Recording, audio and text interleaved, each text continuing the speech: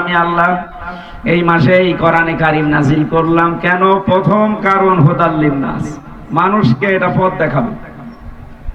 হুদা শব্দের যতগুলো অর্থ আছে তার অন্যতম অর্থ হচ্ছে উপকার। হুদা মানে কি? হুদা মানে পথ প্রদর্শন করা, হুদা মানে কল্যাণ, হুদা মানে অনেকগুলো অর্থের ভেতরে আমার কাছে এটা ভালো লাগে। হুদা মানে কল্যাণ বা উপকার। আল্লাহ মানুষকে কোরআন দিলেন উপকার পাওয়ার জন্য। তামাম পৃথিবীতে সব মানুষ কোরআন থেকে কম বেশি উপকার পাচ্ছে, শুধু মুসলমানের না। পৃথিবীর অন্য জাতির দিকে তাকান। এই আওয়াজ বাড়ি খায় কেন? কানে সাউন্ড তো কানে বাড়ি খায় না যেন আওয়াজ। রিভাব দেন, অন্য কিছু বন্ধ করে দিন। ফ্যানটা একটু হালকা ঘুরিয়ে দেন তো ভাই, এদিকে ঘুরিয়ে দেন, পেছনে। ঠিক আছে, এটাও ঘুরিয়ে দেবো, হালকা হালকা থাক।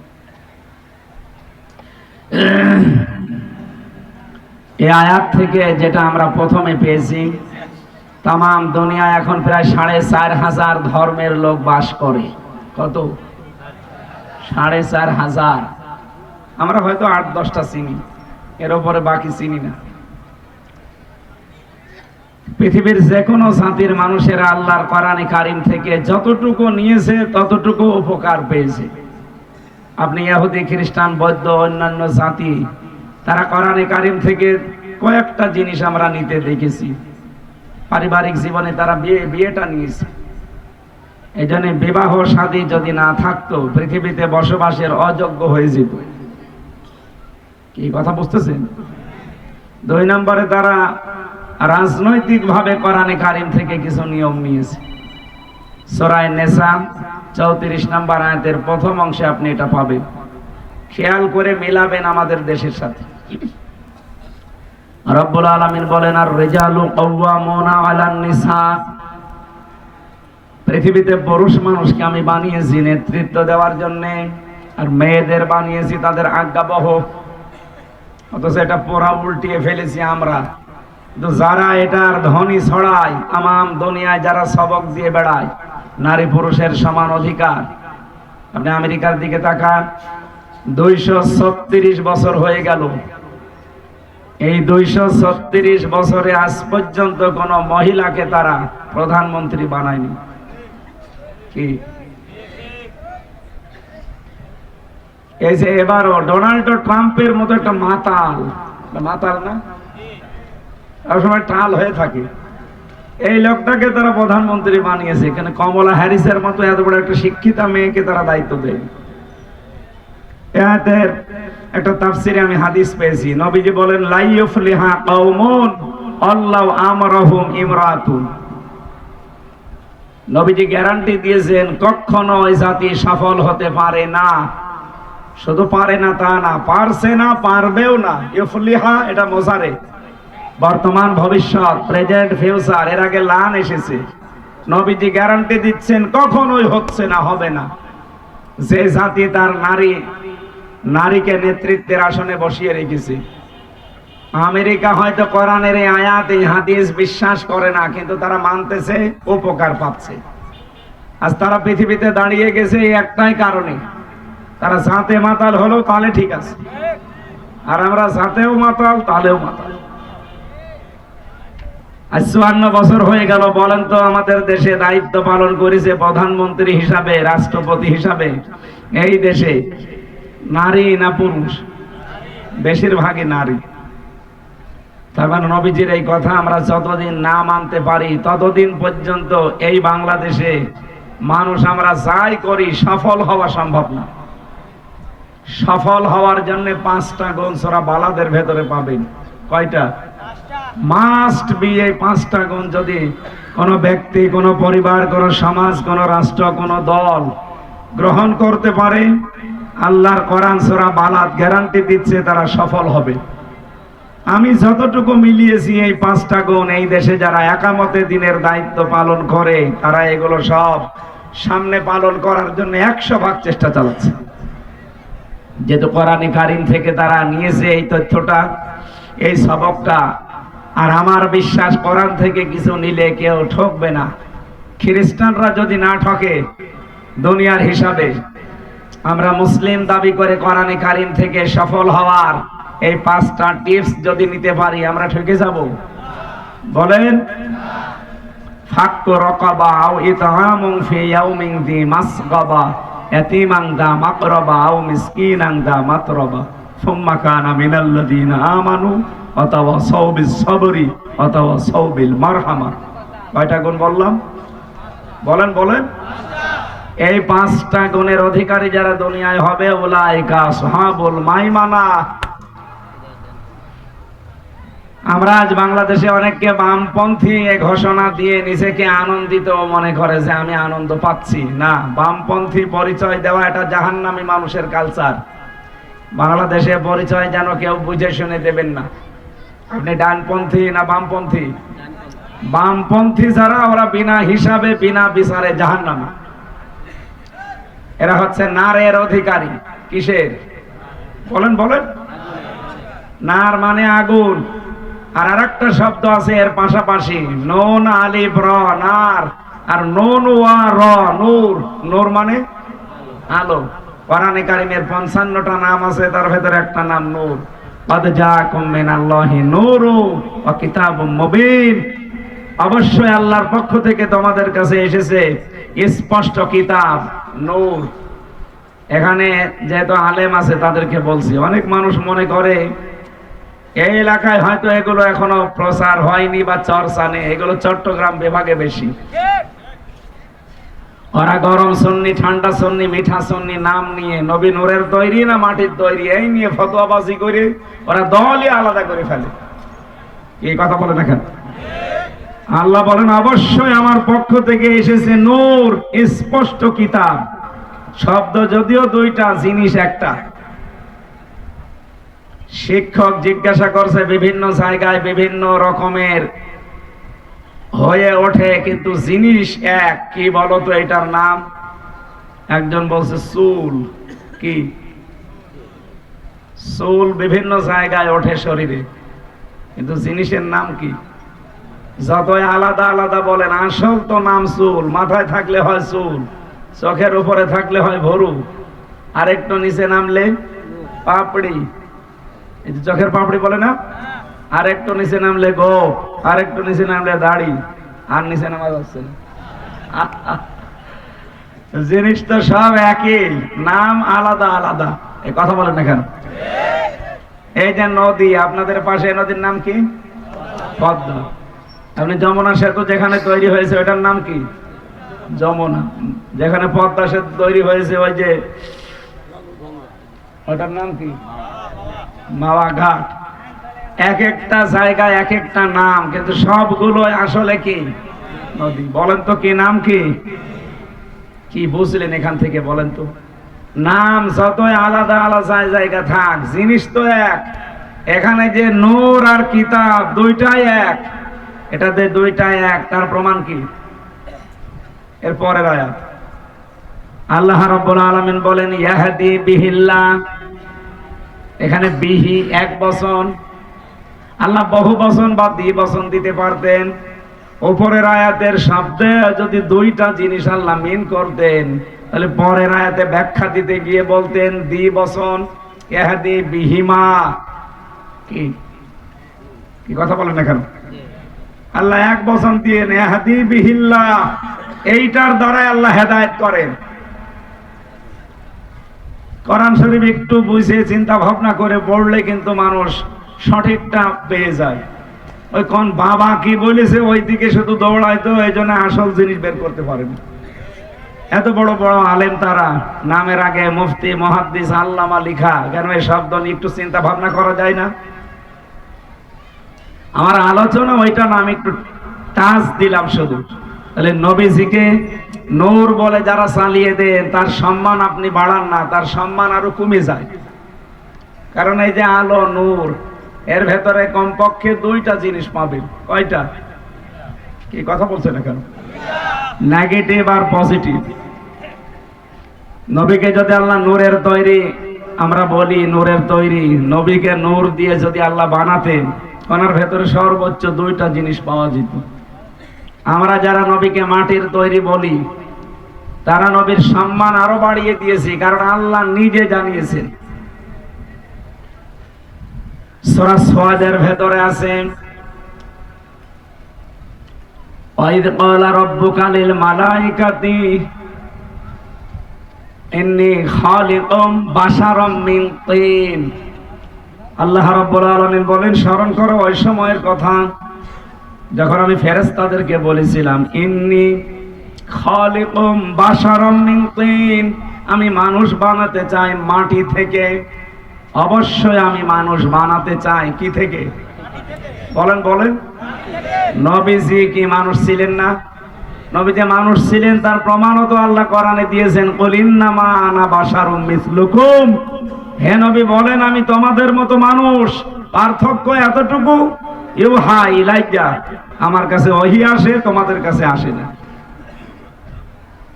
এই আয়াতের ব্যাখ্যা করতে গিয়ে তাফসীরে বাইসাবিতে আমি পড়েছি, আল্লামা বাইসাবি রহমাতুল্লাহ আলাইহি বলেন, এই যে ইন্নামা এই শব্দটা আল্লাহ দিলেন কেন? এমনিতেই বাশারুম মিসলুকুম বলতে পারতেন। ইন্নামা, ইন্নার পরে মা যোগ হলে বাংলা অর্থ দাঁড়ায় একমাত্র, কেবলমাত্র, শুধুমাত্র, এইটাই। আল্লাহ বলেন একমাত্র তুমি এই কথা মানুষকে বলো যে আমি তোমাদের মতো মানুষ, অন্য কিছু না।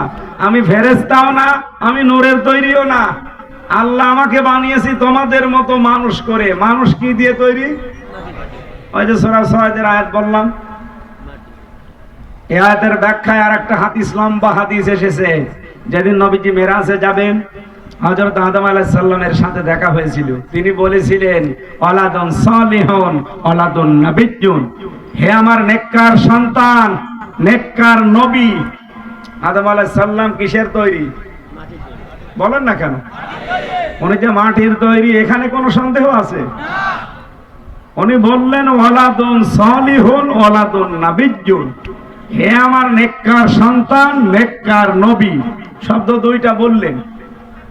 তিনি যদি সন্তানকে সম্বোধন করেন যে নেককার সন্তান, বাবা যদি হয় মাটির তৈরি, ছেলে হবে আগুনের তৈরি।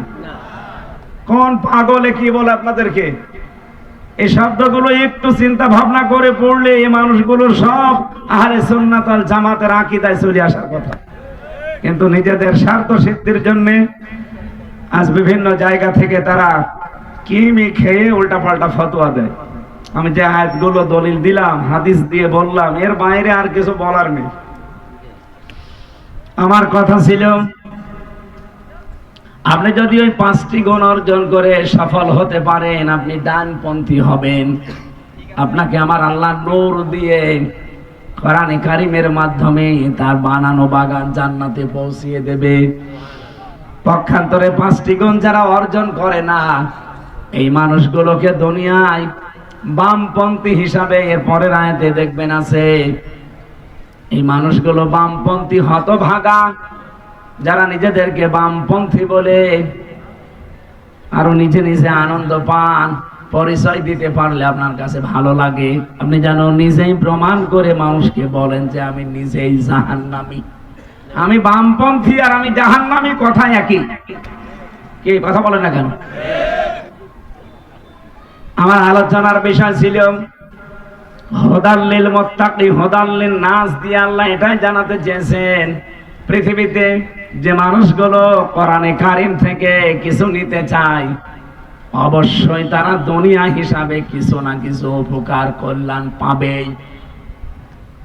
পক্ষান্তরে সবচাইতে বেশি কল্যাণ পাওয়ার কথা, এর চাইতে আরেকটু বেশি হুদাল্লিল মুসলিমিন, যারা মুসলমান তাদের জন্য। এই জন্য তামাম দুনিয়ায় যারা মুসলিম আপনি দেখবেন, মানুষের তুলনায় মুসলমানেরা কোরআন থেকে উপদেশ, হেদায়াত, এমনকি কোরআন থেকে উপকার, কল্যাণ একটু বেশি পায়। কি কথা বোঝানো লাগবে আবার?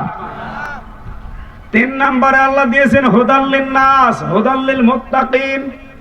এই কোরআন থেকে একেবারে পরিপূর্ণ হেদায়েত পাবে, কল্যাণ পাবে, সুখ পাবে, শান্তি সমৃদ্ধি পাবে এই দুনিয়াতে যারা মুত্তাকি। যারা কি? তাহলে কোরআন থেকে যদি পুরাটা নেওয়া লাগে কল্যাণ, কি হওয়া লাগবে? আরো জোরে বলেন। সেই ট্রেনিং দিতে রমজানুল মোবারক এসেছিল, চলেও গেছে। আমরা কি মুত্তাকি হতে পেরেছি? না।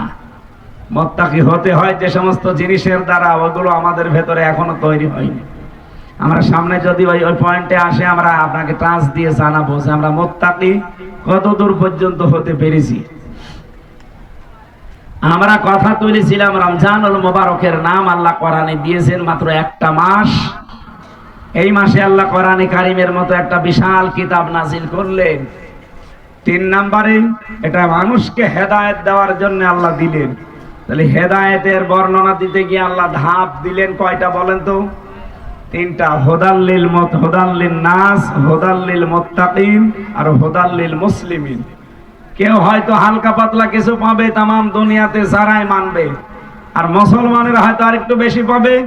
একেবারে পরিপূর্ণ কল্যাণ পেতে হলে কোরআনে কারিমের কাছে আপনাকে মুত্তাকি হওয়া লাগবে। কি হওয়া লাগবে? আল্লাহ আমাদেরকে পরিপূর্ণ মুত্তাকি হয়ে কোরআনের যে সম্পূর্ণ কল্যাণ, পরিপূর্ণ যে উপকার আছে, কোরআনের উপকার যেগুলো আছে, অনুনাজ্জিলু মিনাল কোরআনি মা হুয়া শিফা ওয়া রাহমাতুল লিল মুমিনিন। এই কোরআন নাযিল করার ধারাবাহিকতায় এমন এমন বিধান আমি আল্লাহ দিয়েছি যেটা মানুষ যারা মুমিন তাদের জন্য রোগ মুক্তির কারণ হবে। শারীরিক এবং মানসিক যত রোগ দুনিয়ায় হতে পারে সব রোগের মহা ঔষধ আল্লাহ কোরআনে দিয়েছে। এজন্য দিন যত যাবে তত এখান থেকে মানুষ আবিষ্কার করে এগুলো নিতে পারবে।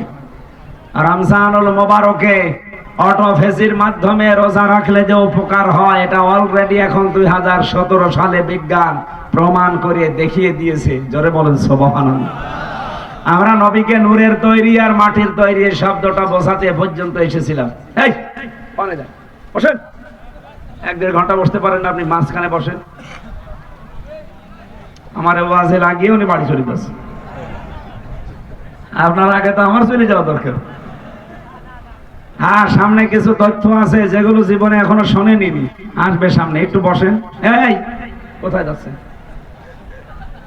এখানে আর আসবেন না। পাবনাবাসী খেয়াল করেন, এই জায়গায় আল্লাহ রাব্বুল আলামিন মাটির তৈরি বলে ঘোষণা দেওয়ার কারণ আমরা পেয়েছি। কারণ মাটি এখন গবেষণা করে কমপক্ষে 10টা জিনিস পাওয়া যায়। কয়টা? আপনি মৃত্তিকা গবেষণাগার গাজীপুরে আছে, যান, মাটি দেন, দেখুন এখান থেকে 10টা তথ্য আপনাকে দিয়ে দেবে। আর এই আলো নিয়ে যান, নূর নিয়ে যান, এখান থেকে মাত্র 2টা জিনিস বের করে দেবে, নেগেটিভ আর পজিটিভ। মাটির ভেতরে আছে iron, silicon, magnesium, potassium, calcium. এরপরে এরকম 10টা বিষয় আমি নিজেই পেয়েছি। আর মানুষের এই শরীরের 3.5 হাত বডি গবেষণা করে বিজ্ঞান এখন বলছে কমপক্ষে মানুষের ভেতরে পাওয়া যায় 13টা জিনিস। কয়টা? বাবার স্ফলিঙ্গ দিয়ে দ্রুত গতিতে যে পানিটা বের হয়ে মায়ের রেহেমের ভেতরে জমা হয়, বিজ্ঞান এখন দেখাচ্ছে 1500 বছর পরে। এই তথ্যটা আবিষ্কার হয়েছে মাত্র 200 বছর আগে। অথচ আল্লাহ পাক এই তথ্য কোরআনে কারিমের সূরা নাহলের ভেতরে 78 নম্বর আয়াতে দিয়েছেন 1500 বছর আগে। রব্বুল আলামিন বলেন, মানুষের এই বাবার স্ফলিঙ্গ দিয়ে যে পানিটা বের হয়ে এসেছে, নাপাক পানি তামাম পৃথিবীতে কোনো মার্কেটে বিক্রি হয় না। হয় 4 আনাও দামও নেই, ফ্রি দিলেও কেউ নেবে না। 5টা জিনিস আল্লাহ এটা দিয়ে বানায়। 4টা জিনিস, চুল, রগ, হাড় আর পর্দা।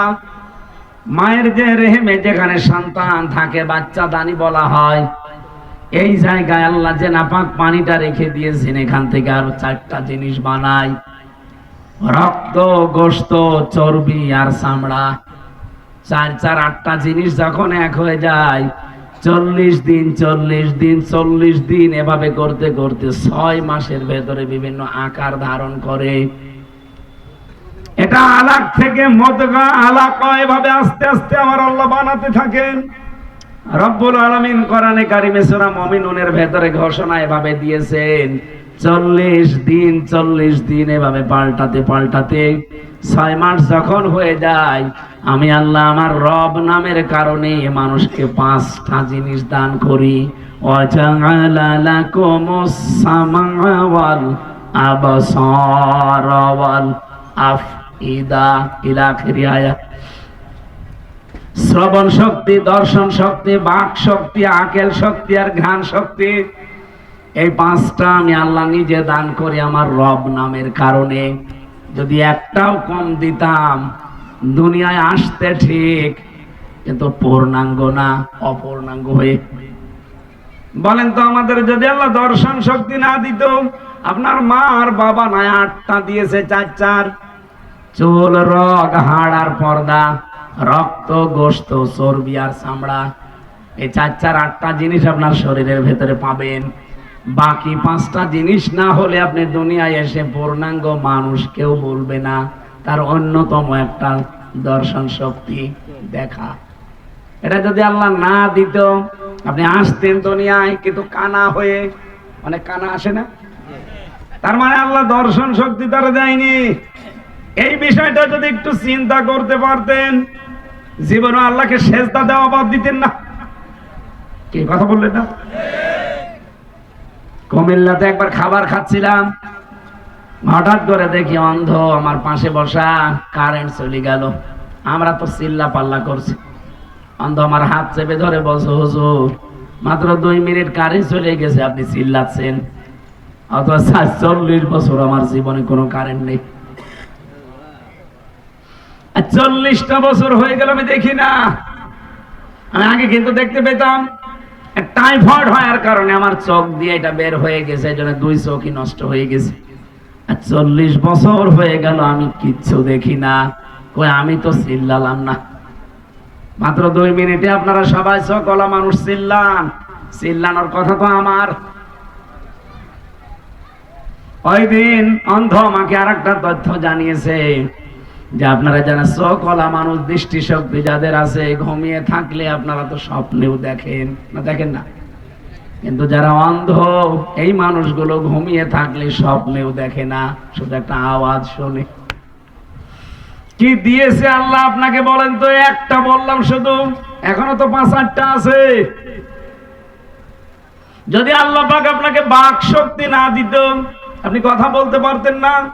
যদি আকেল শক্তি না দিত, আপনি পাগল হয়ে আসতেন। কত পাগল আসে না দুনিয়ায়।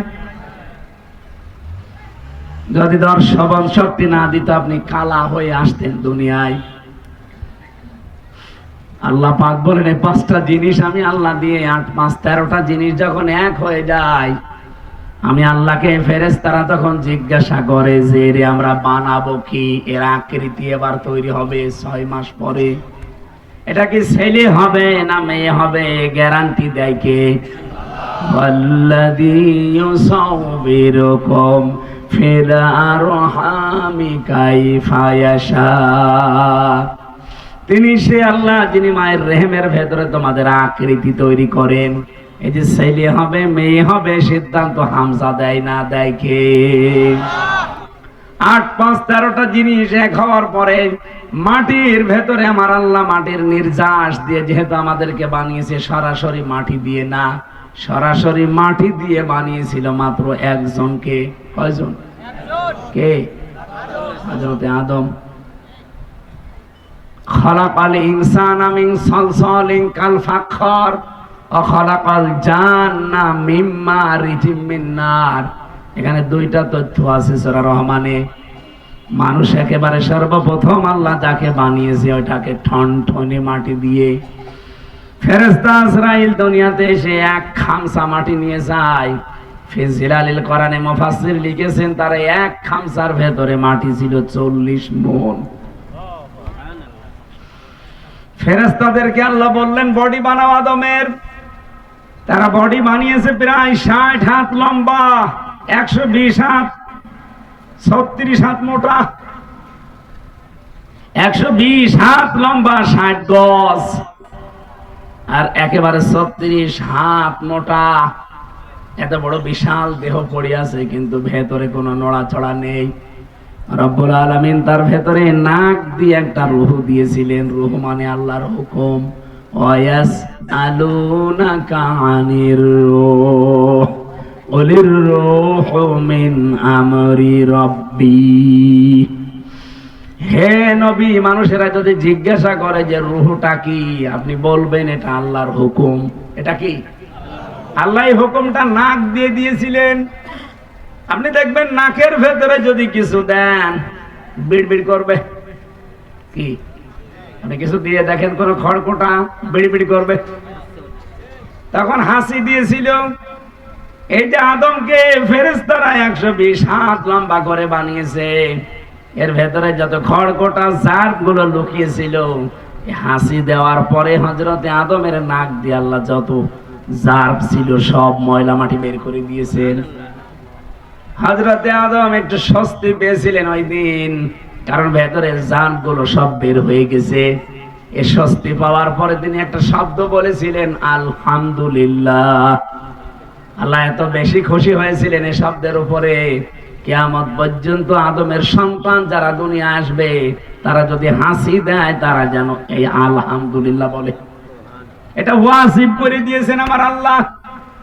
এমনকি কেউ যদি আলহামদুলিল্লাহ বলে হাসি দেওয়ার পরে, তার পাশে যে থাকবে তারে বলা লাগবে ইয়ারহামুকাল্লাহ। এক কথা বলছেন না কেন?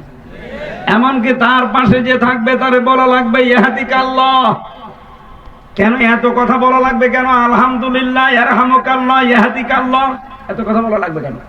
আমি তো হাসি দিয়েছি।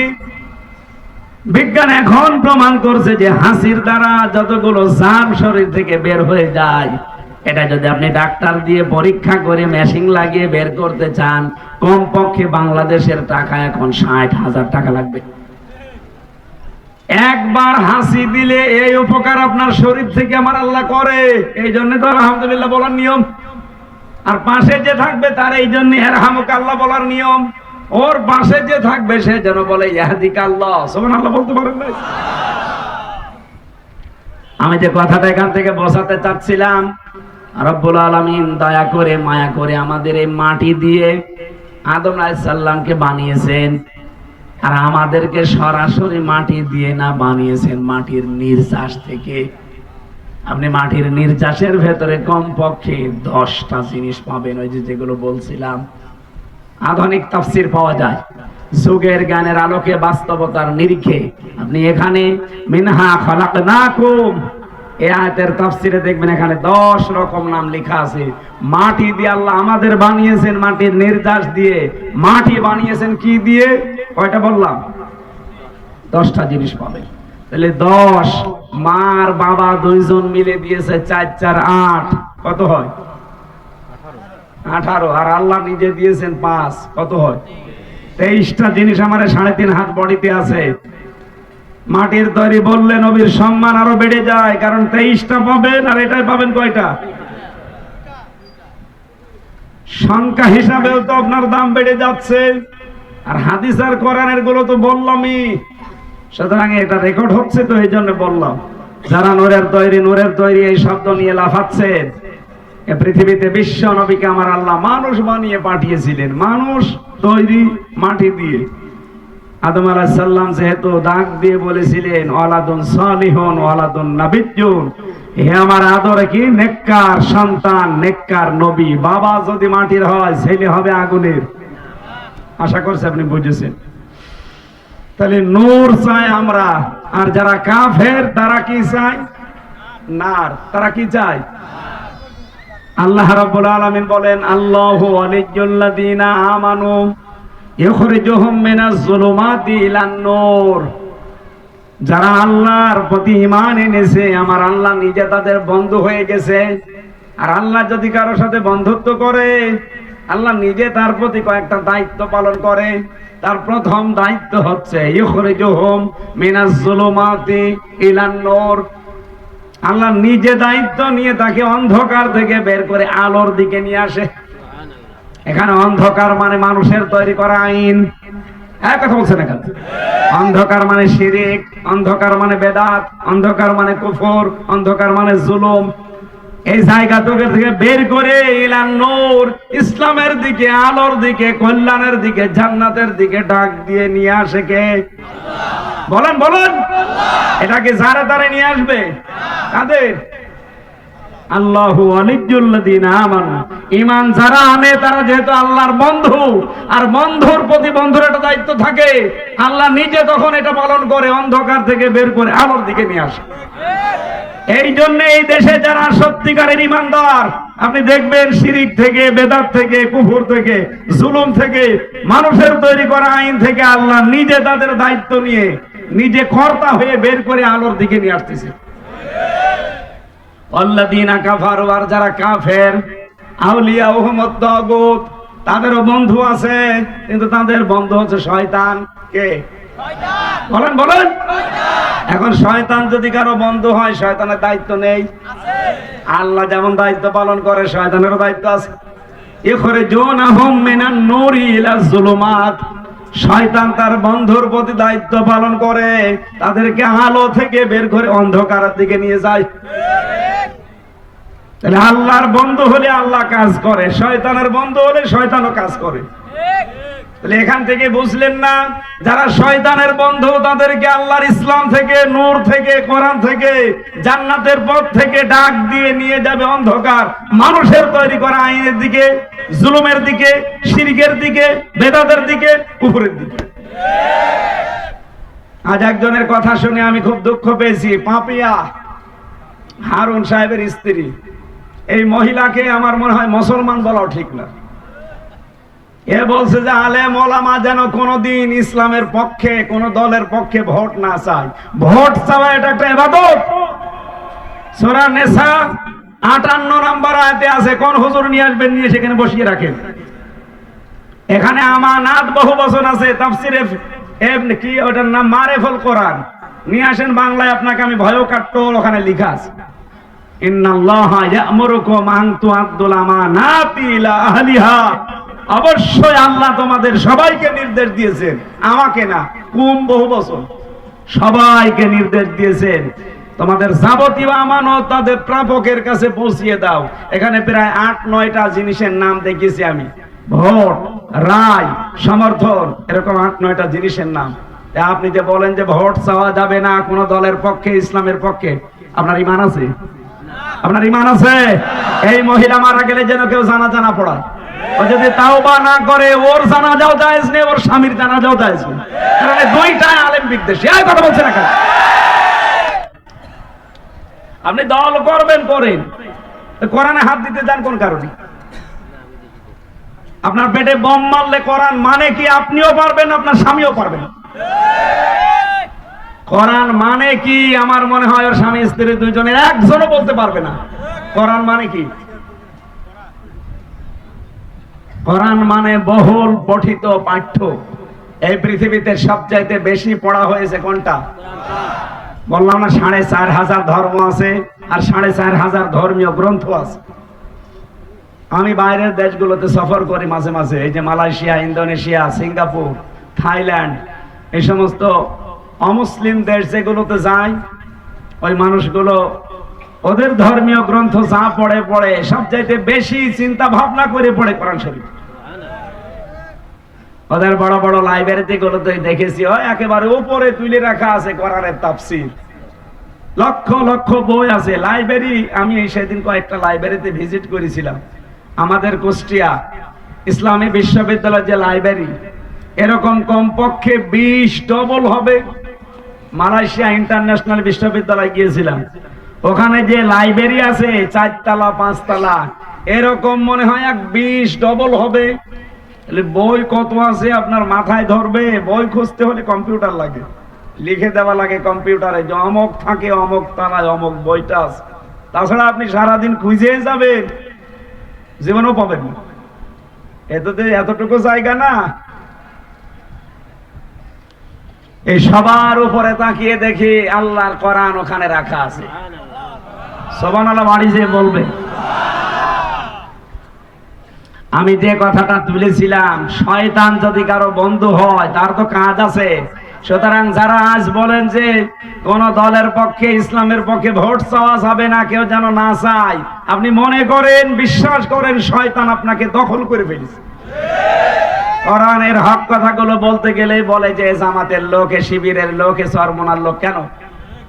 আপনি শয়তানের পক্ষে কাজ করতে কোনো ভয় পান না, কোন তিরস্কার কিছু মনেই করেন না। আর আমি আল্লাহর পক্ষে কাজ করতে গিয়ে, ইসলামের পক্ষে কাজ করতে গিয়ে ভয় পাবো মানে? সেদিন আর নেই। এই কথা বলেন না কেন? এখনো পর্যন্ত অনেকে কিন্তু উল্টাপাল্টা কাজ ছাড়েননি। গতকালকেও চাঁদাবাজি করেছে মাগুরাতে, চাঁদাবাজি করেছে, টাকা পয়সা দিতে রাজি হয়নি, তার বাড়ি ঘর ভেঙে দিয়েছে। আপনি কোথায় আছেন এখনো?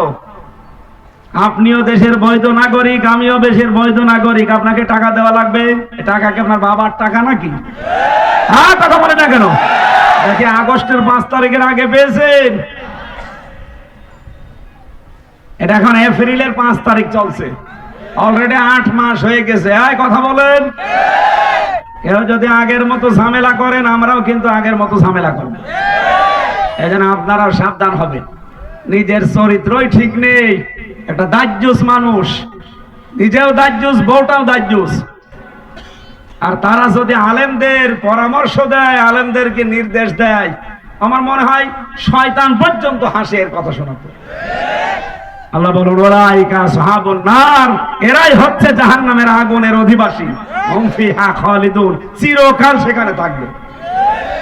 তাহলে যারা এই পৃথিবীতে যারা জাহান্নামে যাবে, যেটা নাম আরবিতে কি বললাম? নার। বলেন বলেন। রব্বানা আতিনা ফিদ দুনিয়া হাসানা ওয়া ফিল আখিরাতি হাসানা ওয়া কিনা আযাবান নার। হে আল্লাহ, দুনিয়ায় শান্তি দাও, আখিরাতে মুক্তি দিও, আর জাহান্নামের আগুন থেকে আমাদের বাঁচাও। নার মানে আগুন। আরো জোরে। শয়তান চাই নার, কারণ শয়তান নার দিয়েই বানানো। আর আমরা চাই নূর।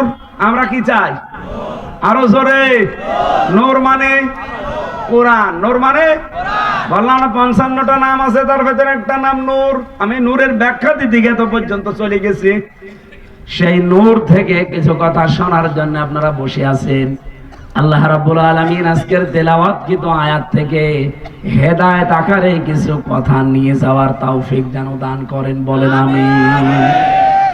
দরুদ আর সালাম পাঠ করছি আমাদের নবী, মানবতার মহান শিক্ষক মুহাম্মদুর রাসূলুল্লাহ সাল্লাল্লাহু আলাইহি ওয়াসাল্লামের প্রতি।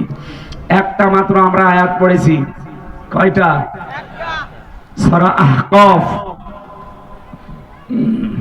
13-14 নম্বর আয়াত পড়েছি আমরা। একটা আয়াতের ব্যাখ্যা হয়তো করতে পারবো, যতটুকু পারি চেষ্টা চালাচ্ছি তাফসীর আকারে কথা বলার। কোন সূরার নাম বললাম যেন?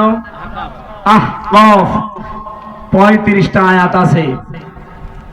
একটা আয়াতেই দেখেন কত কথা পাবেন। যদি একটা আয়াতে এত কথা থাকে, পুরা কোরআনে 6666টি আয়াত, এটা প্রসিদ্ধ। 6236টা আয়াত, এটা বিশুদ্ধ। দুইটাই ঠিক আছে।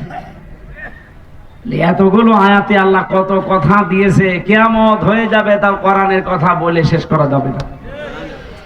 আল্লাহ রাব্বুল আলামিন বলেন, ইন্নাল্লাযীনা ক্বালু, নিশ্চয় যারা এই কথা বলে, যারা এই কথা বলে, রব্বুনাল্লাহ, আমাদের রব আল্লাহ, এই কথা বলে শেষ করে দেয় না। সুম্মাস্তাকামু, এর উপরে টিকে থাকে। আল্লাহ শর্ত দিয়েছেন দুইটা, আল্লাহকে রব বলা লাগবে, 2 নম্বরে রবের উপরে টিকে থাকা লাগবে। ফালা খাউফুন আলাইহিম ওয়ালা হুম ইয়াহজানুন, রব্বুল আলামিন বলেন তাদের জন্য আমার ঘোষণা, তাদের কোনো ভয় নেই, চিন্তাও নেই। উলাইকা আসহাবুল জান্নাহ, এরাই হচ্ছে জান্নাতের অধিবাসী। খালিদিনা ফিহা, চিরকাল সেখানে থাকবে। জাযাম বিমা কানু ইয়ামালুন, তারা যে কাজ কারবার দুনিয়ায় করেছে তার পুরস্কার এইটা। সুবহানাল্লাহ বলতে পারেন না? এটা বাংলা অর্থ ছিল। এবার আমরা ব্যাখ্যায় যাচ্ছি। কবরে যাবার পরে 3টা প্রশ্ন হবে। তার প্রথম প্রশ্ন ছিল মার রব্বুকা, কি ছিল? বলেন বলেন। আপনি যদি কবরে বলতে চান রব্বি আল্লাহ, আমার রব আল্লাহ, মাস্ট বি আপনাকে এই প্রশ্নের জবাব দিতে হলে 5টা বিষয় দুনিয়ায় মানা লাগবে। এদিকে খেয়াল করেন, আপনি এখন কবরে চলে যাবেন, এখনই মারা গেলে আর রাতটাও হয়তো আপনাকে পার করতে দেবে না এলাকার মানুষ। কারণ আমরা জানি যে যত তাড়াতাড়ি মাটি দেওয়া হয় তত ভালো। কয়টা জিনিস তাড়াতাড়ি করা লাগে? তিনটা। এক নম্বরে, মানুষ মারা গেলে বেশি দেরি করা ঠিক না, তাড়াতাড়ি করে কবরে দিয়ে দেবেন। যত তাড়াতাড়ি করো কবরে দেবেন তার জন্য ভালো, আমাদের জন্য ভালো। অনেকে রেখে দেয় যে অমুক চারা কালে আসবে, রেখে দেন ফ্রিজ করিয়ে। কেন তার রেখে দেওয়া লাগবে? দুই নম্বরে, কারো যদি মেয়ে বিবাহ যোগ্য হয়, সৎ পাত্র যদি যোগ্য পেয়ে যান, দেরি করবেন না, তাড়াতাড়ি দিয়ে দেন। কিন্তু এই জায়গায় আমরা অনেকে দেরি করি না, নিজের পায়ে আগে দাঁড়াক। নিজের পায়ে দাঁড়াতে গিয়ে দেখা যাচ্ছে অন্যের পায়ে চলে গেছে আল্লাহ রাস্তায়। আমার গ্রামে এক দাদা, নাম বলছি না কারণ রেকর্ড হচ্ছে তো, ওনারে একদিন বললাম, দাদা আপনার দুইটা মেয়ে কলেজে পড়ে, মেয়েদেরকে আপনি একটু পর্দা দিতে পারেন না, একটু বোরকা মোরকা দিয়ে একই ভাবে যায়, এটা বদনাম হয়ে যাবে। হামজায় কসি মেয়ে আর একটু বড় হোক, হ্যাঁ ইন্টারে পড়ে, কসি মেয়ে ইন্টারে মানে তার মানে কমপক্ষে 18-19 বছর বয়স হবে। আর কথা বলছে না কেন? দুইটা জমকা মেয়ে তো, আর সুন্দরী এরকম। কয়েকদিন পরে শুনলাম বাড়িছে যে দুইটাই আল্লাহ রাস্তায় কার হাত ধরে পালিয়েছে। বাড়িছে দেখি দুইজন স্বামী স্ত্রী কাঁদতে কাঁদতে পাগল হয়ে যাচ্ছে, চোখ হয়ে গেছে আপেলের মতো মোটা মোটা। দাদারে বললাম, দাদা কিনতে লাভ নেই, কসি মেয়ে। কসি মেয়ে এত করে বললাম, অন্তত ঢেকে ঢেকে পাঠান, পর্দা দেন, বোরকাটা দেন না, কসি মেয়ে এখন নেন। বিবাহযোগ্য হলে মেয়েদেরকে ঘরে রাখা যাবে না, বিয়ে দেওয়া লাগবে। কিন্তু আমাদের সমাজ ব্যবস্থাটা এমন, এমনও গরিব মানুষের মেয়ে আছে 40 বছর পার হয়ে যাচ্ছে, বিয়ে দিতে পারে না। কথা বলেন এখানে কিছু গরিব মানুষ, ভ্যান চালক, রিক্সা চালক, মাঠে খাটে এসে বলে, হুজুর মেয়ের বয়স 35 বছর হয়ে যাচ্ছে, বিয়ে দিতে পারি না। বিয়ের কথা বললে আমার কাছে টাকা চাই। কি মানুষ না জানোয়ার? আমি নিজেই চলতে পারি না, আর আমার কাছে বলে যে মোটরসাইকেল কিনে দেওয়া লাগবে। আফসোস লাগে এই দুইটা মহিলার উপরে। কতদিন পর্যন্ত তারা দায়িত্বে ছিল, কিন্তু এই কাজটা যদি করে যেত যে বাংলাদেশে যৌতুক নিলে তার ফাঁসি হবে।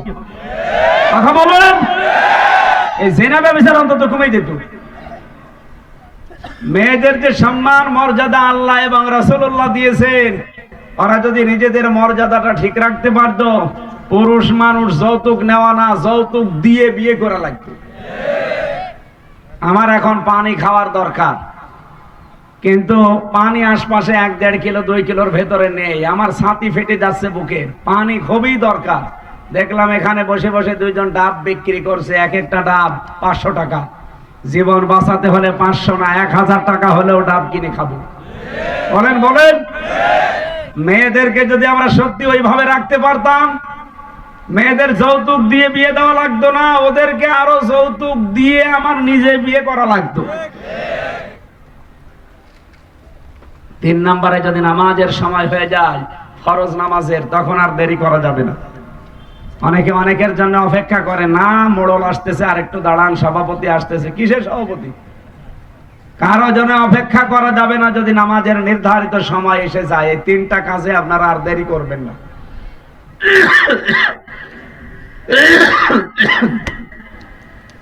কবরে দেওয়ার পরে যেহেতু এখনই মরে গেলে আমারে আর সকাল পর্যন্ত যেতে দেবে না, কবরে দিয়ে দেবে।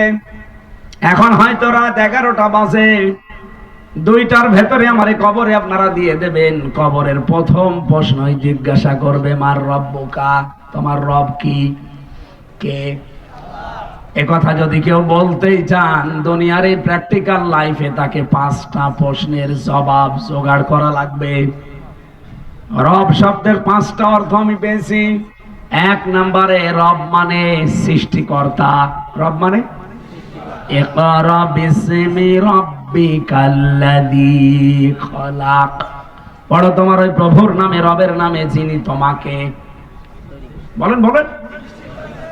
সৃষ্টিকর্তা হিসাবে আপনাকে আল্লাহকে মানা লাগবে।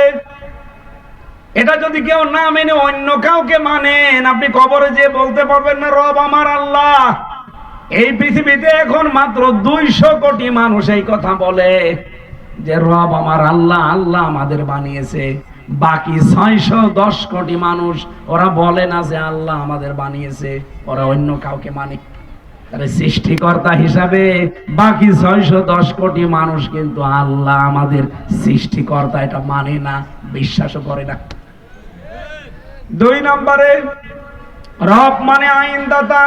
রব মানে, এবার অনেকে মনে করছে হুজুর মনে হয় রাজনীতি আরম্ভ করবে। আরে ভাই না, ভোটে আমি দাঁড়াচ্ছি না, ভোটে দাঁড়াচ্ছে ফরাদ স্যার, আর এখানে দাঁড়াচ্ছে আফজাল স্যার, সুতরাং ইকবাল স্যার আপনার ভেতরে। আমাদের এই খোকসা কুমারখালীতে আফজাল হোসেন, কুষ্টিয়ার সদর আর ইবি মিলে অধ্যাপক ফরহাদ হোসাইন স্যার, মিরপুর ভেড়ামারা মিলে জনাব আব্দুল গফুর স্যার, আর ওদিকে দৌলতপুরে মনে হয় অধ্যাপক বেলাল হোসেন। তাহলে এক জায়গায় আমার নাম নেই। রাজনীতি আমি করছি না, রাজনীতি না, এটা আসল নীতি। আপনি কবরে ধরা খাবেন, আপনাকে রব হিসাবে মানা লাগবে। 2 নাম্বার অর্থ রবের কি বললাম? আইনদাতা। বলেন বলেন। আপনি যদি কবরে যে বলতে চান যে আমার রব আল্লাহ, ফেরেশতারা বলবে রব মানে কিন্তু আইনদাতা। বল তুই যে পরিবারে সমাজে রাষ্ট্রে বসবাস করতি, ওখানে আল্লাহর কোন আইনটা চলতো বল? কি বলবেন আপনি? ধরা খেয়ে বসে আছেন। তাহলে প্রথমটা অনেকের জীবনে মিলছে না, দ্বিতীয়টাও মিলছে না। কারণ এখনো পর্যন্ত অনেকে সৃষ্টিকর্তা, এই যে খালেক, এটা যে একচ্ছত্র মালিকানা আল্লাহর, আর কারণে সৃষ্টি করতে পারে শুধুমাত্র কে? বলেন বলেন। বাকি যা হয় এগুলো আমরা রূপান্তর করতে পারি, কিন্তু সৃষ্টি করতে পারি না। সৃষ্টিকর্তা খালেক, এটা শুধুমাত্র আল্লাহর শান। কিন্তু আমরা ফসলে বরকত হয়, আমরা অনেকে আল্লাহ বাদ দিয়ে অন্যের নাম বলি। বলে না, ভগবান এসেছিল, মা দুর্গা গজে চড়ে এসেছিল, এই জন্য ফসলে বরকত হয়েছে। ও দুর্গার বাবার ক্ষমতা আছে সৃষ্টি করা ফসল? কথা বলেন। ফসল সৃষ্টি করার দায়িত্ব কার? আপনি শুধু বীজটা মাটির ভেতরে, জমিনের ভেতরে গেড়ে দেন, বাকি কিচ্ছু করেন না। সব কাজ আল্লাহ ফেরেশতা দিয়ে করাচ্ছে। আমার ভাইরা, আমরা সৃষ্টিকর্তা হিসাবে এখনো অনেকে আল্লাহকে আমরা মানি না, বিশ্বাসও করি না। আইনদাতা হিসাবে তো মানি না। আইনদাতা হিসাবে মানলে আল্লাহর আইন আছে পড়া কোরআনে 500। কত? এখানে আলেমরা ছাড়া আমার মনে হয় অনেকে জানেই না যে আইন আল্লাহর 500। খালি জানে যে নামাজ পড়া, রোজা রাখা, আইন আর নেই। এই যে মানুষের সাথে হাসি মুখে কথা বলা, আকুলু লিন্নাসি হুসনা, এটা এই বিধান কার? এই বিধানও তো আমরা মানি না। এরকম 500 আইন আমি মিলিয়েছি, একটাও আমাদের জীবনে মিলছে না, চলে না। 2-1টা যায় আছে লোক দেখানোর জন্য। 3 নম্বরে রব মানে উকিল। রব মানে, মানুষ উকিল ধরে কেন? মুক্তি পাওয়ার জন্য। আমি যে 3 বছর জেলে ছিলাম, কত উকিল যে পাল্টিয়েছি, ধরেছি। যেটা ধরি হয় না আর একটা ধরি, যেটা হয় না আর একটা ধরি। মনে করছিলাম উকিল আমার জেরা করে বাঁচিয়ে দিতে পারবে। মামলা যেহেতু রাষ্ট্র দিয়েছে, যিনি পালিয়েছে উনি দিয়েছে, এই জন্য ছাড়ে না। আপনাকে রব হিসাবে, উকিল হিসাবে মানা লাগবে আল্লাহকে। 4 নম্বরে রব মানে অভিভাবক। রব মানে অভিভাবক, দায়িত্বশীল। এটা আমার আল্লাহর বিশ্বাস। এটা আমার জীবনের ভেতরে যদি না থাকে যে আল্লাহ আমার দায়িত্বে আছেন, উনি আমার অভিভাবক, এটা যার ভেতরে যত বেশি বদ্ধমূল থাকবে, তার ঈমান তত আল্লাহর কাছে দামি হবে। যেই লোকটা এই চিন্তা ভাবনা করে যে আমার রব আল্লাহ, আমার অভিভাবক আল্লাহ, আমার দায়িত্বশীল আল্লাহ, আমি ভরসা করতে পারি শুধুমাত্র আল্লাহ ছাড়া আর কারো উপরে না, আপনি দেখবেন সেই লোকটা ঈমানের উপরে টিকে থাকতে পারে। আমি নিজে কয়েকজনের উদাহরণ মাঝে মাঝে দেই, যারা আমি দেখেছি এই কারণে দেই।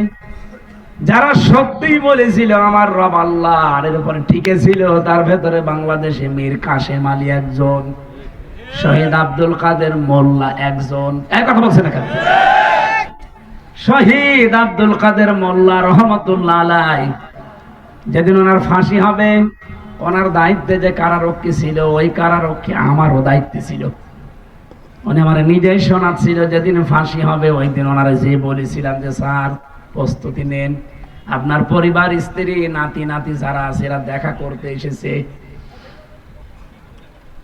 ওনার স্ত্রী যে দেখা শেষ সাক্ষাৎ যেহেতু, যে দেখে বসে আছে চা বানিয়ে খাচ্ছে। কি গো, কিছুক্ষণ পরেই তো তোমার বিদায়, এখন চা খেতে আসো কেন? স্ত্রীকে ডাক দিয়ে বলে পিয়ারি। স্ত্রীর নাম আদর করে ডাকতো পিয়ারি বলে, যে পিয়ারি আমি সারাদিন রোজা ছিলাম, আল্লাহর সাথে যেহেতু আমার সাক্ষাৎ হবে আজ, আমার মালিকের কাছে আমি রোজা রাখা অবস্থায় যেতে চাই। ওরা আগে খাবার আমাকে দিয়েছিল, ওগুলো আমি খাইনি। ওরা আমাকে গোশত দিয়েছে, দই দিয়েছে, কারণ শেষ খাওয়া, ভালো ভালো খাবার দিয়েছিল, একটাও আমি খাইনি। সারাদিন রোজা ছিলাম, খেজুর দিয়ে আমি ইফতার করেছি। এখন এই চাটাই শেষ খাওয়া দুনিয়ার, আমি নাকের ভেতরে ঘ্রাণ পাচ্ছি, মনে হচ্ছে জান্নাতের খাবার আমার জন্য অপেক্ষা করছে। আর একটু বলো তো দেখি, কোন পোশাক পরে গেলে মালিকের সামনে ভালো লাগবে? কারারক্ষের কাছে শোনার পরে আমি ওই দিন ভেবেছিলাম যে যার মাত্র কয়েক ঘন্টা বাকি আছে জীবন চলে যেতে, এই লোকটা স্ত্রীর কাছ থেকে বিদায় নেওয়ার সময় কি বলে বিদায় নিচ্ছে, যে কোন পোশাক পরে গেলে মালিকের কাছে দেখতে ভালো লাগবে? পিয়ারি তুমি বলো। রব বলে যদি সত্যি আপনি এখনো পর্যন্ত শহীদ আব্দুল কাদের মোল্লার মতো টিকে থাকতে পারেন, ফাম্মাস্তাকামু, আল্লাহ বলেন ফালা খাউফুন আলাইহিম ওয়ালা হুম ইয়াহজানুন, কোনো চিন্তা নেই, কোনো ভয় নেই। ফেরেশতারা সর্বশেষ এসে আপনাকে এই কথা শোনাবে। কিসের ভয় করেন, কিসের চিন্তা করেন? কোনো ভয় করবেন না, কোনো চিন্তা করবেন না। যাদের নিয়ে আপনার চিন্তা হয়, যাদের নিয়ে ভয় হয়, এগুলোর সব দায়িত্ব আল্লাহ নিজের হাতে তুলে নিয়েছে। 5 নম্বরে রবের অর্থ পেয়েছি আমি প্রতিপালক, লালন পালনকারী। এই যে 5টা অর্থ বলেছি, আপনি বাস্তব জীবনে মিলিয়ে দেখেন তো কয়টা মানতে পারেন? একটা আমাদের জীবনে মেনে চলা সম্ভব হচ্ছে না। এই সম্ভব হচ্ছে না, এই কারণে তো আমরা এত চিল্লাই। এই মানুষটা 50 বছর চিল্লাচ্ছে একটা কারণে, গলা পর্যন্ত নষ্ট হয়ে গেছে। আমি আজ 8-9 বছর চিল্লাচ্ছি একটাই কারণে, কারণ আমরা দেখতে পাচ্ছি 54 বছরে রব মানে আল্লাহ, এটা বলে টিকে থাকার মতো পরিবেশে বাংলাদেশে এখনো হয়নি। আমি জেলে যাওয়ার আগে একবার একটা ফতোয়া দিয়েছিলাম, আমার কুষ্টিয়া হালসা বাড়ি জেনার ফতোয়া।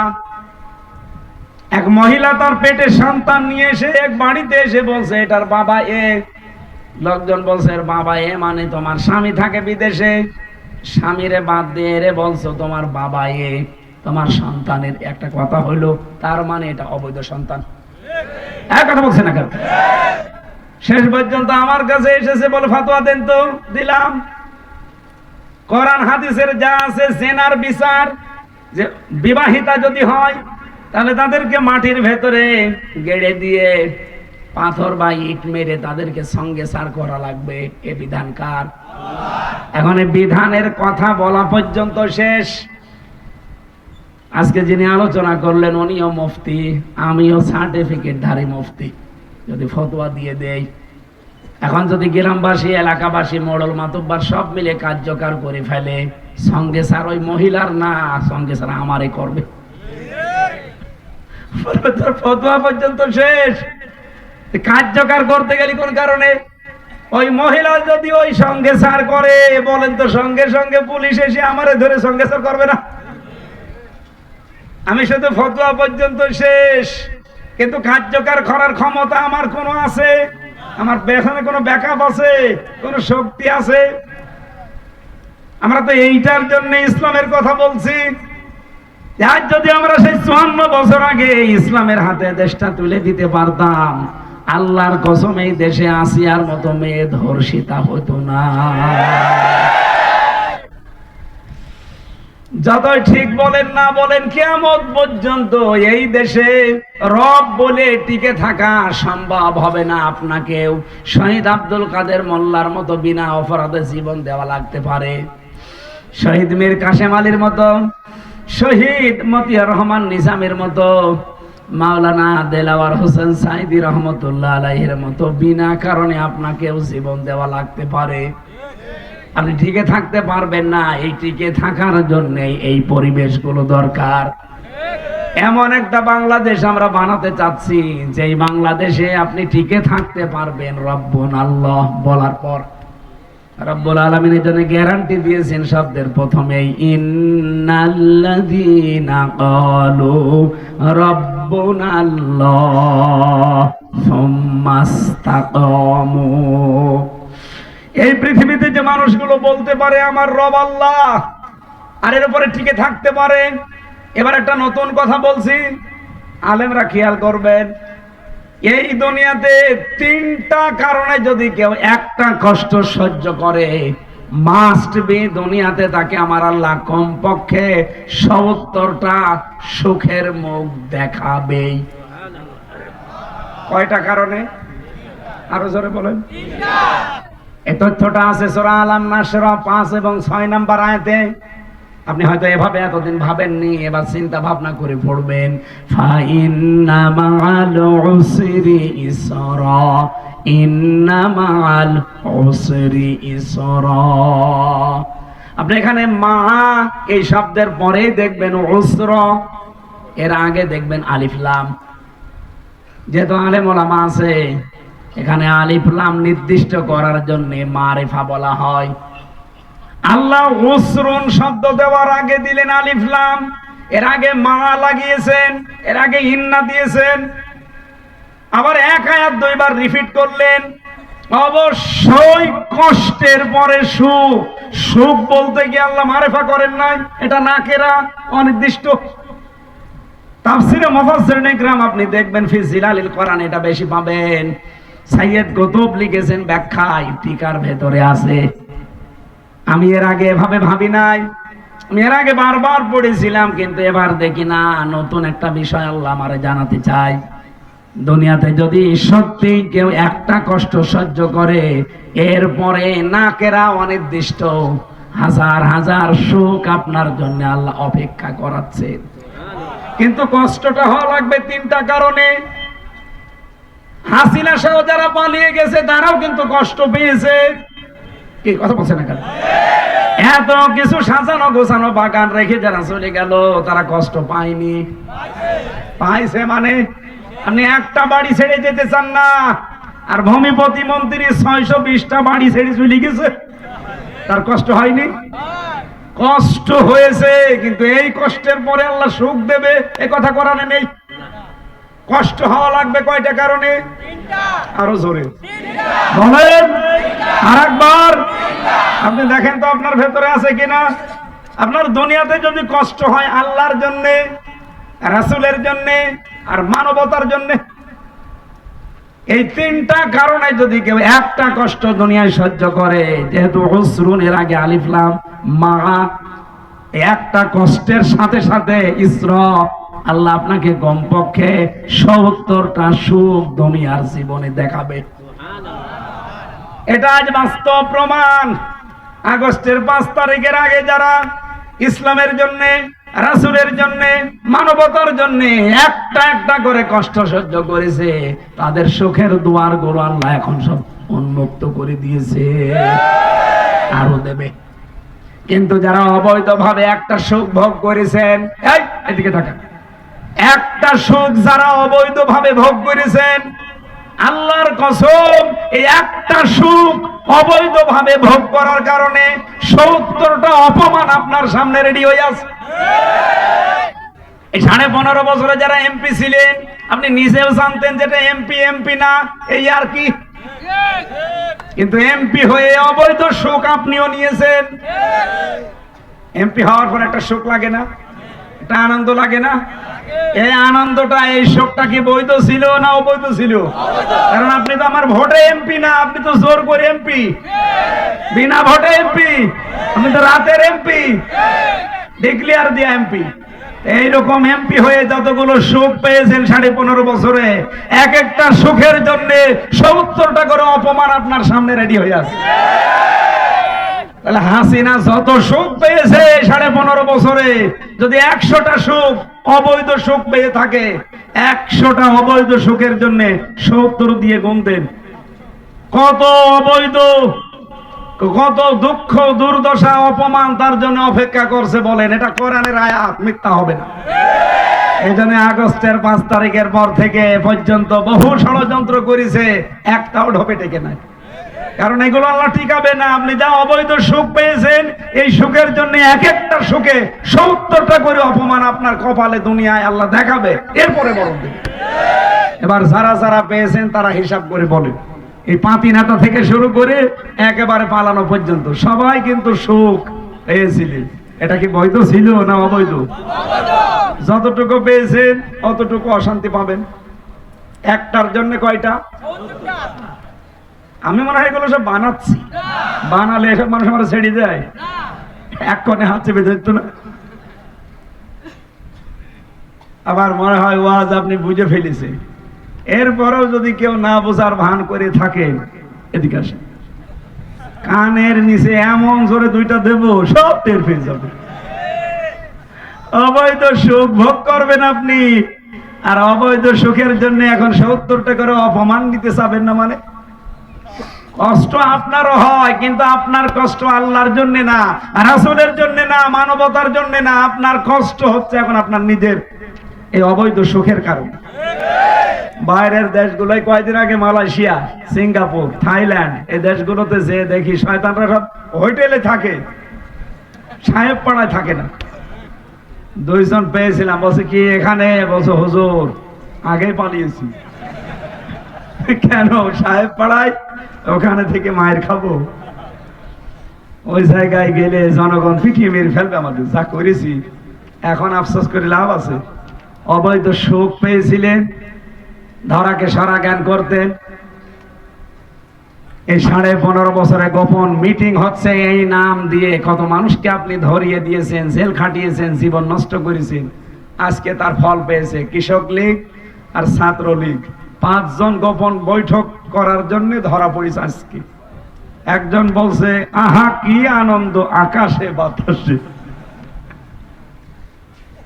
আসলে দেখেন, আগস্টের 5 তারিখের আগে এটা ছিল ইসলাম পন্থীদের উপরে, এখন উল্টিয়ে ওইটা গেছে ওদের উপরে।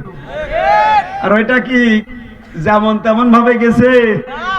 আমাদের উপরে গেছে। শয়তানও বিশ্বাস করতো না, কিন্তু আপনার উপরে যা যাচ্ছে শয়তান না, এ দুনিয়ায় সবাই এখন বিশ্বাস করে যে আপনারা অবৈধ। এই কথা বলে না কেন?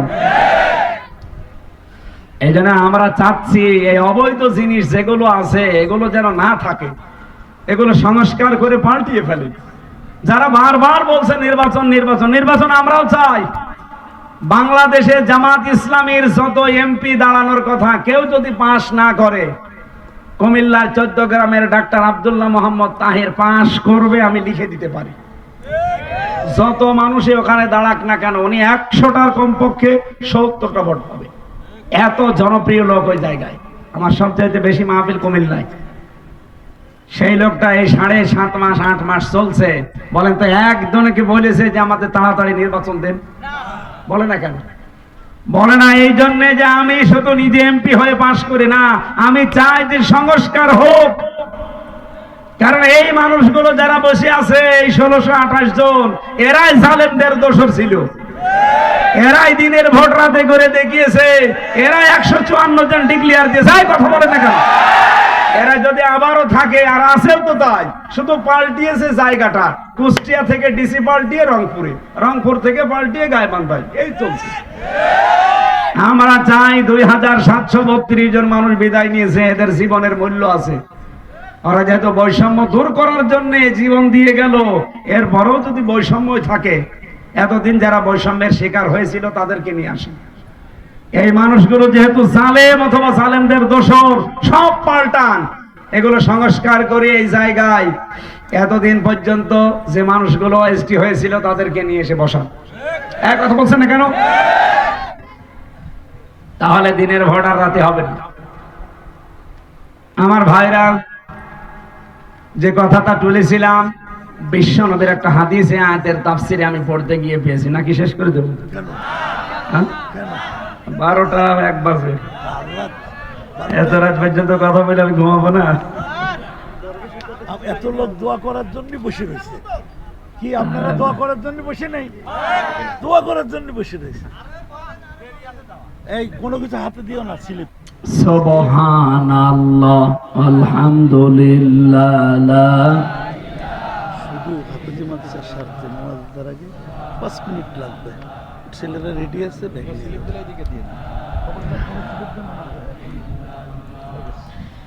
আসলে কথা 1 ঘন্টা করে এখন বলি, বেশি বলি না। সেদিন ছেলে আমির আমারে বলছিল যে এত কথা বলার কি দরকার, পৃথিবীতে সবচাইতে বেশি বক্তব্য দিয়েছে সর্বশ্রেষ্ঠ মানুষ যিনি, মুহাম্মাদুর, ওনার জীবনের সর্বশেষ বক্তব্য খুব বেশি 27 মিনিট।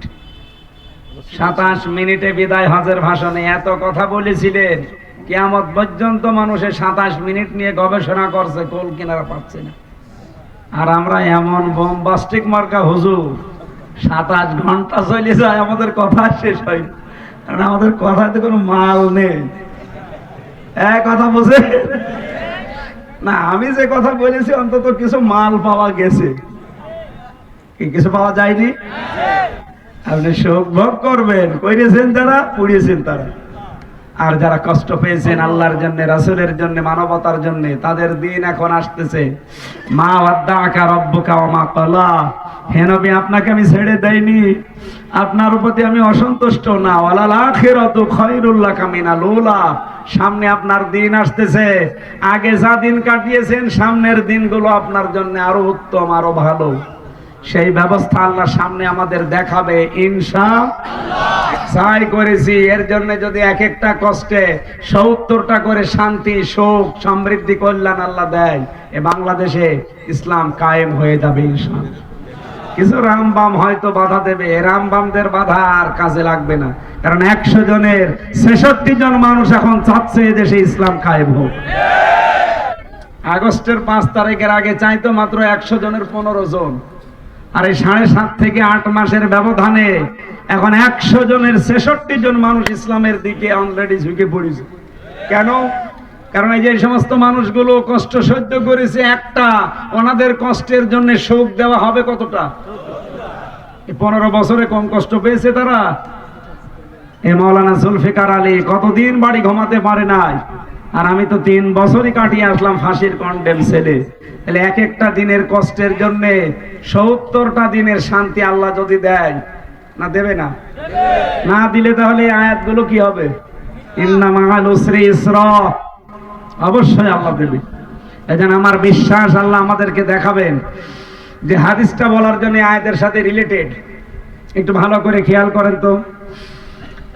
আল্লাহর নবীর সাহাবী হযরতে আবু যার রাদিয়াল্লাহু তাআলা আনহু, তিনি নিজের বাড়ি থেকে নবীজির বাড়ি পর্যন্ত প্রায় 83 কিলোমিটার দূর, এত দূর থেকে তিনি আসলেন। বিশাল একটা লম্বা হাদিস তিনি বর্ণনা করলেন। নবীজির কাছ থেকে শোনার পর যাবার সময় বললেন, হে নবী, বারবার আসা যাওয়া আপনার কাছে আমার সম্ভব হয় না, আমি সব সময় আসতেও পারি না, তবে আমি যখন এসেছি বিশাল কথা আপনার কাছে আজকে শুনলাম, এত কথা আমার মনে রাখা সম্ভব না, আমি বাড়ি চলে যাচ্ছি। আপনি এমন কিছু কথা স্পেশাল ভাবে আমারে বলেন যেগুলো আমি দুনিয়ায় মেনে চলতে পারলে জান্নাতি হতে পারি। সুবহানাল্লাহ বলতে পারেন না? এবার নবীজি তাকে যে উপদেশগুলো দিলেন, এটা কি শুধু আবু যরকে না, আমরাও আছি? বলেন বলেন। এখানে এখন যে ওয়াজটা হচ্ছে এটা আপনার জন্য, আমার জন্য। বিশ্বনবী ডাক দিয়ে বললেন, উসিকা বিতাকওয়াল্লাহ, হে আবু যর, তোমাকে আমার প্রথম উপদেশ, তুমি তাকওয়া অবলম্বন করো। কি বলেন বলেন, তাকওয়া কি? তাকওয়ার মিনিং আমি পেয়েছি চারটা। কেউ যদি বলে যে আমি তাকওয়াবান হয়ে গেছি, চারটা বিষয় তার জীবনে থাকা লাগবে। আল খাউফু মিনাল জালিল, আল আমালু বিত তানজিল, আল কিনায়াতু বিল কলিল, আল ইস্তি'দাদু লিয়াউমির রাহি। কয়টা বললাম? আল্লাহকে যেভাবে না দেখে বিশ্বাস করি, ওভাবে না দেখে ভয় করা লাগবে। আল্লাহর কোরআন অনুযায়ী আমল করা লাগবে। অল্পে তুষ্ট হওয়া লাগবে। আর আখিরাতের পুঁজি তৈরি করার জন্য সচেষ্ট হওয়া লাগবে। এই চারটা জিনিস যার ভেতরে পাওয়া যাবে, তার ভেতরে তাকওয়া পয়দা হয়েছে বলে বোঝা যাবে। নবীজি বললেন তুমি তাকওয়া অবলম্বন করো। সাহাবী বলেন, হে রাসূল, তাকওয়া অবলম্বন করো, এর আগেও আমি শুনেছি। তাকওয়া অবলম্বন করলে কি হবে? নবীজি প্রথমে বললেন, ফাইন্নাহু আযয়ানু লিআমরিকা কুল্লিহি, এই পৃথিবীতে যত কাজ তুমি করবে, তাকওয়া অবলম্বন যদি করতে পারো, তাহলে সব কাজের ভেতরে আল্লাহ সৌন্দর্য দিয়ে দেবে। সুতরাং আমাদের কাজ কারবার যদি আমরা সৌন্দর্য মণ্ডিত করতে চাই, তাকওয়ার বিকল্প কিচ্ছু নেই। যে কোনো কাজে হাত দিলে এই কাজটা সৌন্দর্য মণ্ডিত হবে, যদি ভেতরে কি থাকে? তাকওয়া থাকে। 2 নম্বরে তিনি বললেন, কুলতু জিদনি ইয়া রাসূলুল্লাহ, হে আল্লাহর নবী, হে রাসূল, আপনি আমাকে আরেকটু কিছু বলেন। এটা তো আমি মানলাম, বুঝলাম। বিশ্বনবী ডাক দিয়ে বললেন, আলাইকা বিতিলাওয়াতিল কোরআন ওয়া যিকরিল্লাহি আযজা ওয়া জাল্লা, তুমি নিজের প্রতি ফরজ করে নিবা, দুনিয়াতে যতদিন বেঁচে আছো কোরআন তেলাওয়াত ছাড়বা না। এই কোরআন তেলাওয়াত করা, কোরআন পড়া, এইটার জন্য আপনাদের এই মাদ্রাসা নাকি অন্য উদ্দেশ্য দিয়েছে? যিকরিল্লাহ আযজা ওয়া জাল্লা, আল্লাহর জিকির তুমি ছাড়বা না। এই দুইটা জিনিস নিজের জন্য একেবারে অত্যাবশ্যক করে নাও। সাহাবী বলেন, হুজুর, এই দুইটা যদি করি আমার কি লাভ হবে? বিশ্বনবী বলেন, এই দুইটা কাজ করলে ফাইন্নাহু যিকরুল্লাকা ফিস সামা ওয়া নূরুল্লাকা ফিল আরদ, তোমার আলোচনা আমার আল্লাহ নিজে আসমানে করবে। আজ ডক্টর মোহাম্মদ ইউনূস প্রধান উপদেষ্টা, উনি যদি আমার আলোচনা মন্ত্রী পরিষদে বসে বসে 10 মিনিট করে, আমি কি আর আমি থাকবো? দারোগা আমারে বলেছে, চাচি, আমি কি আর মানুষ আছি? বাংলাদেশে একজন প্রধান উপদেষ্টা যদি আমার নামে 10 মিনিট আলোচনা করে ওনার মন্ত্রী সবাই, তাই যদি আমার আনন্দ দেখে কে? আর পৃথিবীর সব কিছুর উপরে যিনি মহান আল্লাহ, আপনাকে নিয়ে তার ফেরেশতাদের সামনে আলোচনা করছে। যদি দুনিয়ায় কোরআন তেলাওয়াতে থাকতে পারেন, আর যদি আল্লাহর জিকিরে আপনার জীবনটা নিমজ্জিত রাখতে পারেন। 2 নম্বরে ওয়া নূরুল্লাকা ফিস সামা নূরুল্লাকা ফিল আরদি, জমিনে আপনি যতদিন চলবেন ফিরবেন, আপনার সামনে একটা অজানা আলো আল্লাহ দিয়ে দেবে, ওই আলোর নাম কোরআন। 3 নম্বরে সাহাবী বলেন, কুলতু জিদনি ইয়া রাসূলুল্লাহ, হে নবী, আপনি আমাকে আরেকটু কিছু বলেন। বিশ্বনবী বলেন, আলাইকা বিতুলিস সামতি, তুমি নিজের প্রতি এটা ফরজ করে নাও যে বেশি সময় আমি চুপ থাকবো। এটা আমাদের ভেতরে নেই। আমরা কথা বলতে আরম্ভ করলে আমার মনে হয় ওর চাইতে বক্তা এই দুনিয়ায় আর কেউ নেই। এই চার দোকানে যান, দেখেন এখনো অনেকে গেজাচ্ছে, 100টা কথা বলে 98টা মিথ্যা কথা। এরকম মানুষ দেশে নেই।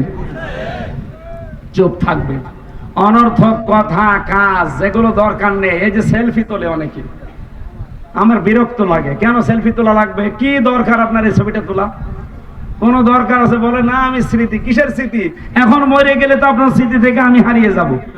আরে স্মৃতি রেখে আমার কোনো লাভ আছে? এটা অনর্থক কাজ। অনেকে ওমরায় যাওয়ার সময়ও দেখি সেলফি তুলে ছেড়ে দেয় যে আমি ওমরাতে যাচ্ছি। একে ওমরা বলে না সেলফি ওমরা বলে? সেলফি ওমরা। আশা করছি আপনি এটা বুঝে ফেলেছেন। সাহাবী ডাক দিয়ে বললেন, হে নবী, আমি যদি বেশি সময় চুপ থাকি তাহলে এর উপকার কি? বিশ্বনবী বলেন, ফাইন্নাহু মাতরাদাতুন লিশাইতান ওয়া আউনুল্লাকা আলা আমরি দীনিকা, এই পৃথিবীতে শয়তানের ওয়াসওয়াসা থেকে তুমি বেঁচে থাকতে পারবে। আর তোমাকে আমার আল্লাহ দিনের যত কাজ আছে এই কাজে তোমাকে আল্লাহ সাহায্য করবে। সুবহানাল্লাহ বলতে পারেন না?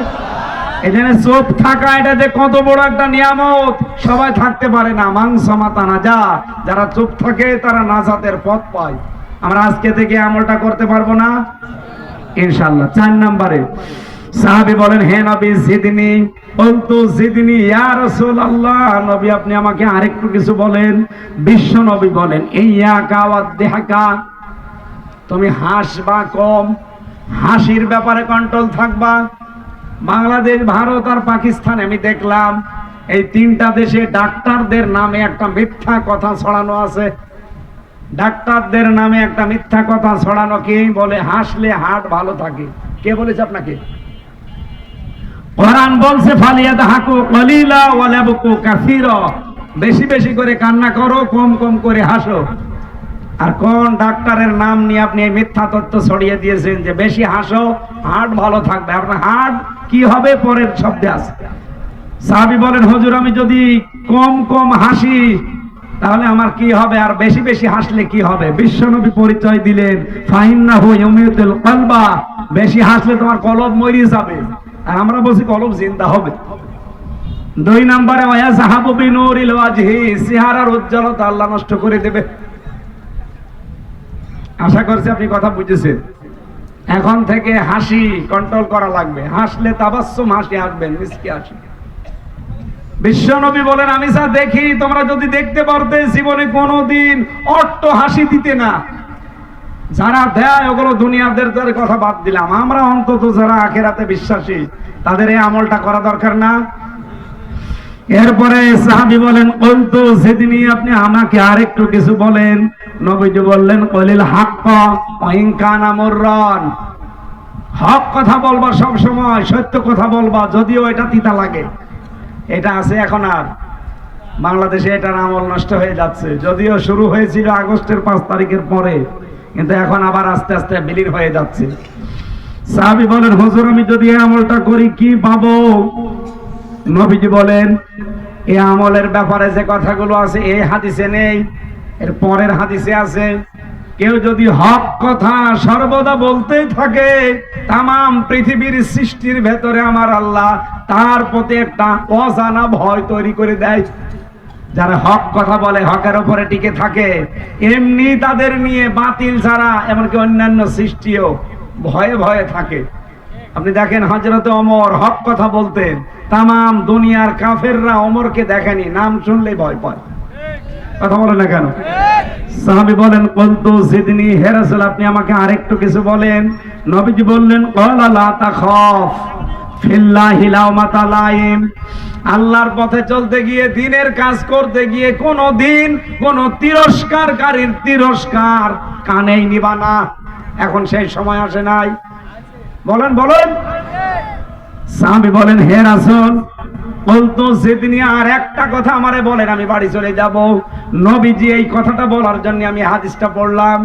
বিশ্ব নবী আবার বললেন, লিয়াহজুজকা আনিন নাস মা তাআলামু মিন নাফসিকা, মিশকাত শরীফের আছে। বিশ্ব নবী বলেন, যখন কারো বিরুদ্ধে কোনো কথা রটা দর মতো মন তোমার তৈরি হবে যে এর বিরুদ্ধে কিছু বলি, সঙ্গে সঙ্গে যেন এই চিন্তা তোমার ভেতরে আসে যে যার বিরুদ্ধে কথা আমি বলবো এ দোষ তো আমার নিজের ভেতরে আছে। কি আর যারা গিবত করেন চার দোকানে বসে বসে সমানে আল্লাহর রাস্তায় চালান, আন্দাজে একজনের নাম নিয়ে আনন্দ পান, আমিও জানি। একটা বারের জন্য যদি চিন্তা করতেন যে দোষ আমি তার উপরে দেই, তার যে দোষের কথা মানুষের কাছে বলে তারে কালার করি, এই দোষ তো ওর চাইতে আমার ভেতরে বেশি। কথা বলেন। যখন এরকম কিছু মনে আসবে তখন নিজেকে কন্ট্রোল করবা, এই বলে সাহাবী বললেন, হুজুর আমি এবার বাড়ি যাই। বিশ্বনবী বললেন, যাও, গ্যারান্টি দিয়ে দিলাম যদি এই 7টা কথা মানতে পারো আমি নবী বলছি তুমি জান্নাতি। এটাকে সাহাবী আবু যরকেই শুধু নাকি আমরা আছি? আমরা যেন 7টা কথা আজকে পুঙ্খানুপুঙ্খানু ভাবে মানতে পারি, আমাকে সহ প্রত্যেককে আল্লাহ তৌফিক দেন, বলেন আমিন। মাদ্রাসার অনুষ্ঠান তো 5 মিনিট সময় চাচ্ছে। ছেলে মেয়েরা আছে, যে যেখানে আছেন ওই জায়গা থেকে যতটুকু আছে আপনার গরিব এলাকা সামর্থ্য অনুযায়ী ওনাদেরকে দেবেন এই মাদ্রাসার জন্য। 2-3 মিনিট সময় দিলাম। যা কই আপনারা ছেলে মেয়েরা পাঠাচ্ছেন না কেন? বাচ্চারা যাও তো ওই দিক থেকে।